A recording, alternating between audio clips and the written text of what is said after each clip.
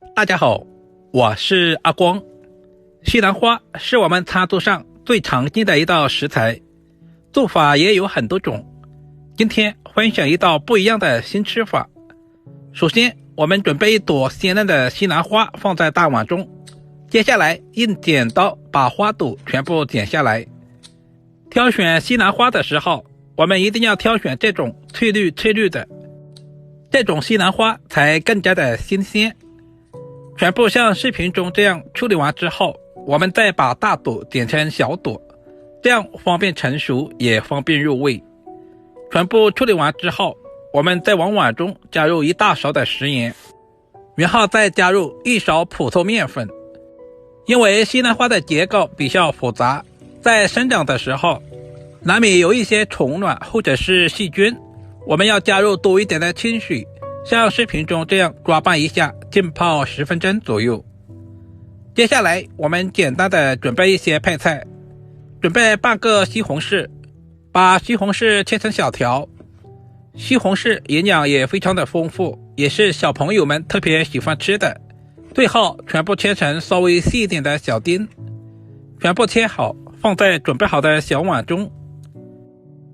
接下来我们再准备一小把清洗干净的白玉菇，把白玉菇切成2到3公分左右的小长段。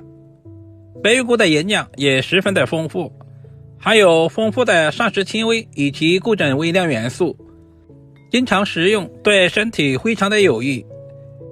接下来我们再准备1根火腿肠，对半切开。今天我们只要1半就差不多了。首先把火腿肠的包装全部去掉，然后对半切开，接着再切成厚薄均匀的片。如果有条件的也可以用肉肠来替代。全部切成视频中这样，放在提前准备好的碗中备用。接下来我们再准备1小把去皮的大蒜，把大蒜切成薄片。大蒜可以增加西兰花的蒜香味。接着再准备小块去皮的老姜，我们把老姜同样也切成薄片，全部切好放在提前准备好的碗中。接下来我们再准备几个小米椒，切成小圈。小米椒可以增加辣味，同时还可以搭配颜色。如果吃不了太辣的，也可以用大红椒来替代。全部切好和姜蒜放在一个碗中备用。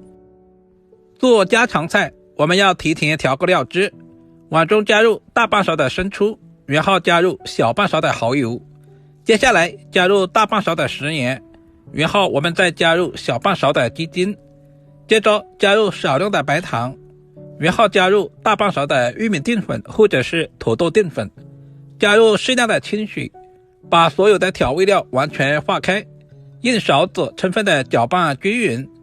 提前调好料汁也是节省炒菜的时间，在炒菜的时候就不会手忙脚乱了。时间差不多了，现在的西兰花也已经完全的浸泡好了。我们像视频中这样漏着把西兰花清洗一下，然后放在干净的清水中或者是流动的清水下，再次清洗几遍。我们直到把水洗至很清澈，充分的把表面的一些灰尘和面粉全部淘洗干净。洗净之后放在准备好的碗中备用。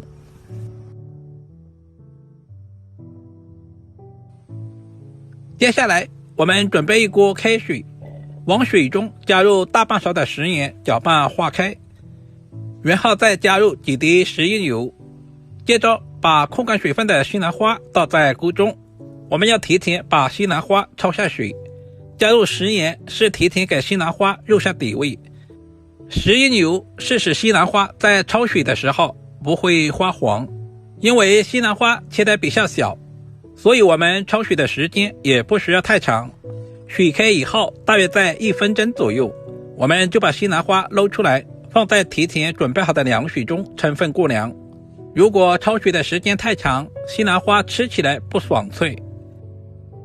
大约2到3分钟左右，现在的西兰花已经完全的凉透了。接下来我们用漏勺控干水分，放在提前准备好的盘中备用。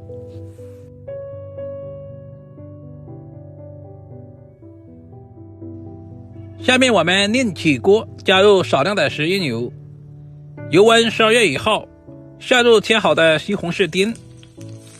我们要提前把西红柿炒制一下，把西红柿炒出汤汁。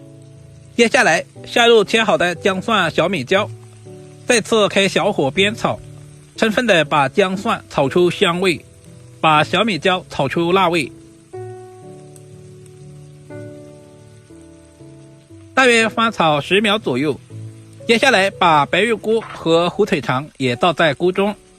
这里我们继续翻炒均匀，把白玉菇炒干水分，把火腿肠炒出香味。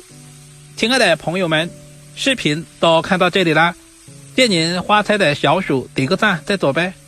您的每一个点赞留言都是我前进最大的动力，非常感谢您一直以来的支持与鼓励。因为今天的白玉菇没有焯水，所以我们要多炒一会儿，充分的把白玉菇炒出香味。接着我们把西兰花也倒在锅中，这里我们继续开大火，充分的翻炒均匀，把西兰花表面的水分炒干。这里我们一定要开大火爆炒，不然的话西兰花很容易出水。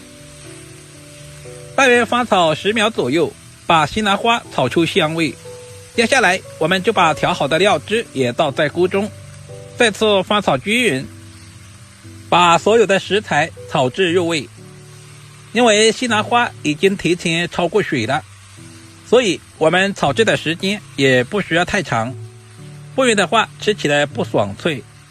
随着温度的升高，锅里面的汤汁也越来越少了。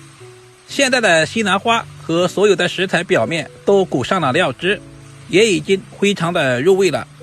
稍微的翻炒几下，炒成视频中这样就可以出锅了。一道营养又美味的小炒西兰花就这样做好了，是不是非常的简单？如果你也喜欢，赶紧收藏起来，做给你们家的小孩子们尝试一下，肯定不会让您失望的。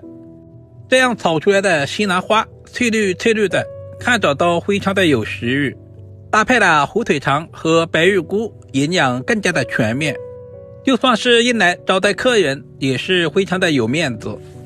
如果今天的视频对您有一点点帮助，就麻烦点赞、收藏、留言并转发出去。点我头像还可以看到更多家常菜制作视频。今天的视频就简单的分享到这里啦，我们下个视频再见吧。